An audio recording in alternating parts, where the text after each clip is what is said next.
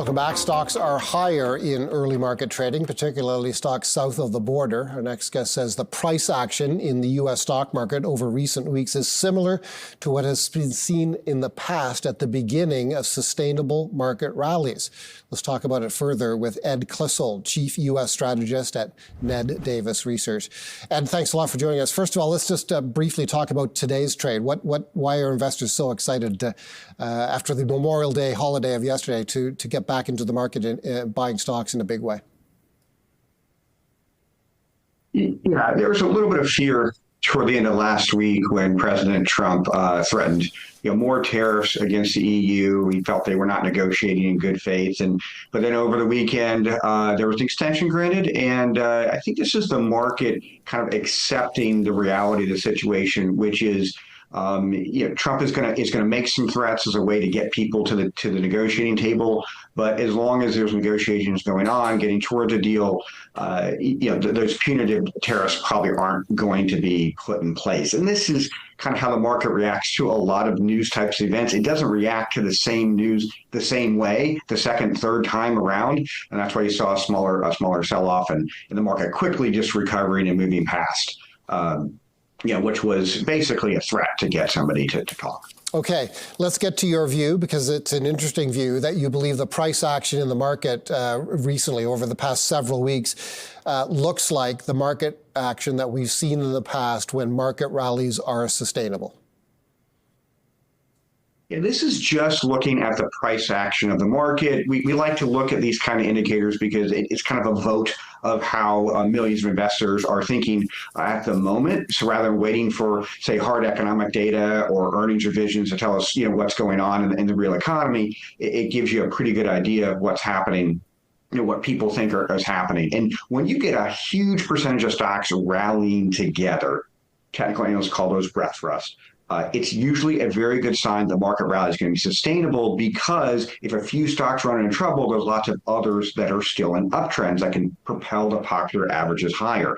And so what we saw, obviously in early April, there was a massive sell-off, a little bit of a rallying retest into April 21st when President Trump threatened to fire Powell. But after that, you get a very sustained rally. We got a high percentage of stocks above their 10-day moving averages, got a lot of advancing volume, much higher than declining volume, a lot of stocks at 20-day new highs, and you just ticked off, day after day, more of these breadth thrust. And once you get this many, we have 12 indicators we follow, 7 of them have given signals. When you get that many, Paul, it's usually a sign that the popular averages are going to be in pretty good shape for at least the next several weeks, if not longer. Earnings growth is a key fundamental metric that investors and markets pay attention to. And as you note in some recent commentary, the market's expectation of earnings growth for S&P 500 companies has been dialed back pretty significantly from earlier growth estimate of 16% to the current growth estimate of 10.5%. Is that not a potential headwind for the market? Well, yeah, so I think we can took this a little bit of good news, a little bit of bad news. We all realize throughout the year, analysts start off the year too high, and they bring the estimates down over the course of the year. In an average year, S&P 500 operating earnings growth is about 8 percentage points too high. So we've already taken 6 percentage points out. So that's the good news. I'd also add that the companies that have pulled guidance, analysts have actually lowered those estimates more. So rather than sitting on their hands and waiting for management teams to tell them what they should do, they're actually being preemptive. So I think that's another good sign. The negative here is that if you look at the second half, consensus estimates are expected to accelerate from about 7% in Q2 to around 13% in Q3 and also 13% in Q4. So there's probably some more work to be done to get those estimates where they should be. Even in a slower growth economy, of course, if there's a recession, completely different situation. But if we just have a little bit of a slower economic growth economy, I think there's probably some more work to be done to get earnings estimates where they really are closer to reality. But overall, we've started the process, and that's a good sign. You're overweight the consumer discretionary sector, which appears to be, you'll correct me if I'm wrong, but it appears to be a relatively bullish call on the state of the U.S. economy. Yeah, that's part of the idea that this slow growth, we're not going to get into a recession. We'll avoid that worst case scenario. And the U.S. Consumer still is in pretty good shape as long as there's job growth, which there has been, and looks like continue will be the case.